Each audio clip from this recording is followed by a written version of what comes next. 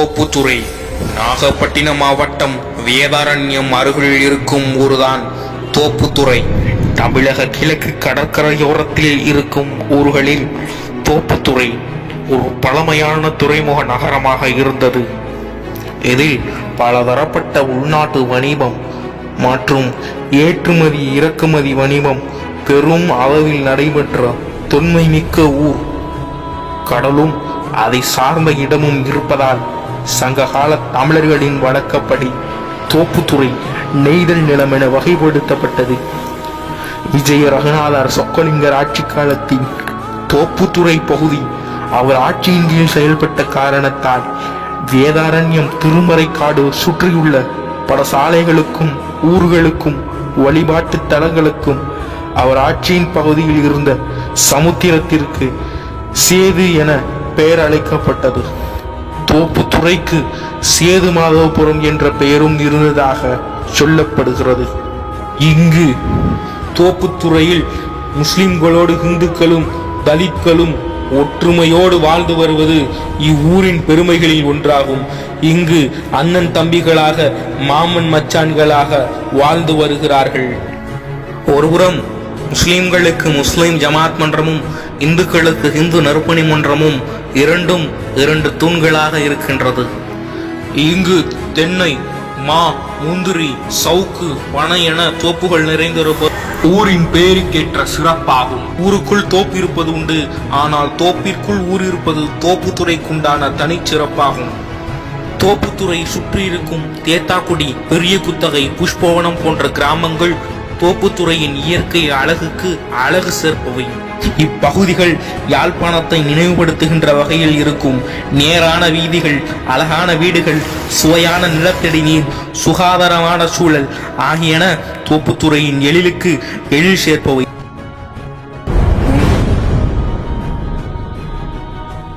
கூப்பிடும் தூரத்தில் இலங்கை தீவு அமைந்துள்ளது. நவீன இயந்திர படகின் மூலம் அரை மணி நேரத்தில் இலங்கைக்கு சென்று விடலாம். அக்காலத்தில் இலங்கைக்கு சென்று இவ்வூர் மக்கள் பெரும் வியாபாரிகளாக திகழ்ந்துள்ளார்கள். யாழ்ப்பாணம், கொழும்பு என இவர்களது பயணம் அமைந்திருக்கிறது. 1930க்கு பிறகு சிங்கப்பூர், மலேசியாவை நோக்கி பலர் புறப்பட்டார்கள். கடின உழைப்பாளிகளான இவர்கள் விரைவிலேயே செல்வந்தர்களும் ஆனார்கள். பல பெரிய மாடி வீடுகளும் உருவாகின. 1980க்கு பிறகு பலர் தங்கள் குடும்பத்தினரை அங்கு அழைத்து சென்றனர். அதன் விளைவாக இன்று 200க்கும் மேற்பட்ட தோப்புத்துறை குடும்பங்கள் சிங்கப்பூரில் வசிக்கின்றன. அங்கு தோப்புத்துறை முஸ்லிம் சங்கமும் செயல்பட்டு வருகிறது.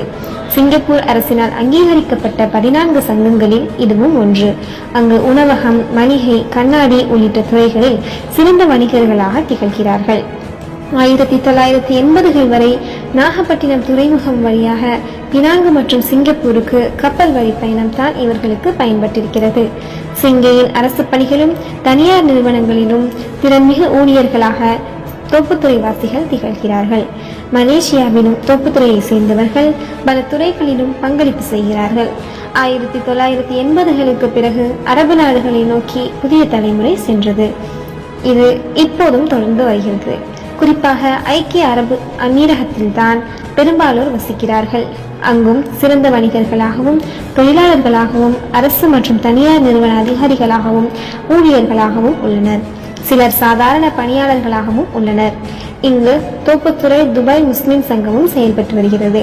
Saudi, Qatar, Kuwait, Bahrain, Oman உள்ளிட்ட பிற நாடுகளிலும் கணிசமானோர் வசிக்கிறார்கள். எதிர்காலத்தில் அமெரிக்க, இங்கிலாந்து, ஆஸ்திரேலியா என பயணங்கள் மாறும் சூழலும் உள்ளது.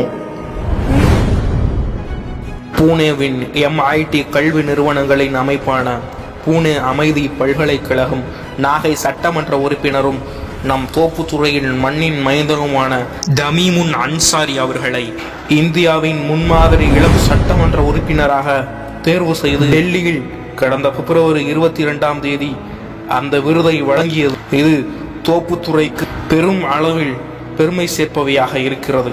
மலேசிய நாட்டின் உச்சநீதிமன்ற நீதிபதியாகவும் மேல்முறையீட்டு நீதிபதியாகவும் தோப்புத்துறையை சேர்ந்த ஹாஜ் ஹமீது சுல்தான் பின் அபுபக்கர் அவர்கள் பதவி வகிப்பது தோப்புத்துறைக்கு பெரும் பெருமை சேர்ப்பவையாக இருந்து கொண்டிருக்கிறது. பேரிடரில் பெரும் துயரம் போக்கும் அற்புதமானவர், அன்பும் பண்பும் இணைந்திட இனிமையானவர். கஜா புயல் நேரத்தில் தோப்புத்துறை மட்டுமல்லாமல் வேதாரண்யம் சுற்றுவட்டார மக்களின் துயரத்தை போக்கிய வரலாற்றில் இடம் பிடித்த மாமனிதருமான டாக்டர் சுல்தானுல் ஆரிபின் அவர்கள் சமூக சேவை செய்து வருவது தோப்புத்துறைக்கு பெருமையாக இருக்கின்றது. டிஜிட்டல் ஸ்டுடியோ என்னும் மத்திய கிழக்கு நிறுவனம் ஒளிபரப்புத் துறையில் சிறந்த தயாரிப்புக்கான விருதுகளை வழங்கி வருகிறது. அந்த நிறுவனத்தின் 16ஆம் ஆண்டு விருது வழங்கும் விழாவில் தோப்புத்துறையை சேர்ந்த சிராஜ் அவர்கள் தலைமையில் இயக்கிய அணி the best use of animation category என்ற விருதினை வென்றுள்ளது. இது தோப்புத்துறைக்கு பெருமை சேர்ப்பவையாக இருந்து கொண்டிருக்கிறது. தோப்புத்துறைக்கு பெருமை சேர்க்கின்ற வகையில் பல சாதனையாளர்கள் உருவாகி கொண்டுதான் இருக்கிறார்கள். விளையாட்டுத்துறை என்று சொன்னால் சர்வதேச மலேசிய அணிக்கான போட்டியில் தோப்புத்துறையை சேர்ந்த செய்யட் அசீஸ் என்பவர் விளையாடி கொண்டிருப்பது தோப்புத்துறைக்கு பெரும் பெருமை சேர்ப்பவையாக இருந்து. அது மட்டுமல்லாமல் மன்னார்குடியில் நடைபெற்ற மிஸ்டர் MRT அயன்மேன் என்ற பட்டத்தை தோப்புத்துறையை சேர்ந்த முகமது அப்சல் பெற்றது தமிழக அளவில் பேசப்பட்ட ஒன்றாகவும் தோப்புத்துறைக்கு பெருமை சேர்க்கின்ற வகையிலும் இருந்தது. மகாராஷ்டிராவில் நடைபெற்ற தேசிய அளவிலான ஓட்டப்பந்தய போட்டியில் தோப்புத்துறையை சேர்ந்த ஜஹபர் அஸ்வான் 2ஆம் இடத்தை பிடித்தது தோப்புத்துறைக்கு மேலும் பெருமை சேர்க்கின்ற வகையில் இருக்கிறது. தோப்புத்துறையில் விளையாட்டுத்துறை, மருத்துவத்துறை போன்ற பல துறைகளில் மக்கள் சாதனை செய்து வருவது தோப்புத்துறைக்கு பெருமை சேர்க்கின்ற வகையில் இருக்கிறது. சோழ மன்னர்களின் ஆட்சிக்கு முன்பே இஸ்லாம் இவ்வூருக்கு அறிமுகமாகி இருக்கிறது. தோப்புத்துறையில் புகழ்பெற்ற துறைமுகம் ஒன்று இயங்கி இருக்கிறது. அதுவே இஸ்லாத்தையும் இம்மண்ணுக்கு இறக்குமதி செய்திருக்கிறது. இஸ்லாம் அரேபிய வணிகர்கள் வழியாக கேரள கடற்கரையோர பகுதிகளுக்கு அறிமுகமானது. இஸ்லாத்தை முதலில் தழுவியவர்கள் தென்னிந்தியர்கள்தான். கலிஃபாக்கள் ஆட்சி காலத்தில் பல இஸ்லாமிய மார்க்க அறிஞர்களும் அரபு வணிகர்களும் தமிழக கடற்கரை பகுதிக்கு வருகை தந்தார்கள். இஸ்லாமிய மார்க்க அறிஞர்களின் கண்ணியமான அணுகுமுறைகளாலும் அரபு வணிகர்களின் நேர்மையாலும் இம்மக்கள் கவரப்பட்டார்கள். அதன் வழியாக அருகாமை ஊர்களான காரைக்கால், நாகூர், முத்துப்பேட்டை போன்ற கிராமங்களும் இஸ்லாத்திற்கு தழுவ ஆரம்பித்தது.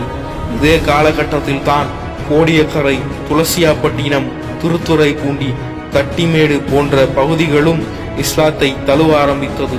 தோப்புத்துறையில் பிள்ளைமார் சமுதாய மக்கள் நிறைந்து வாழ்ந்து வந்த நிலையில் பல்வேறு சமுதாயங்களை சேர்ந்த இவ்வூர் மக்கள் இஸ்லாத்தை ஏற்று இருக்கிறார்கள்.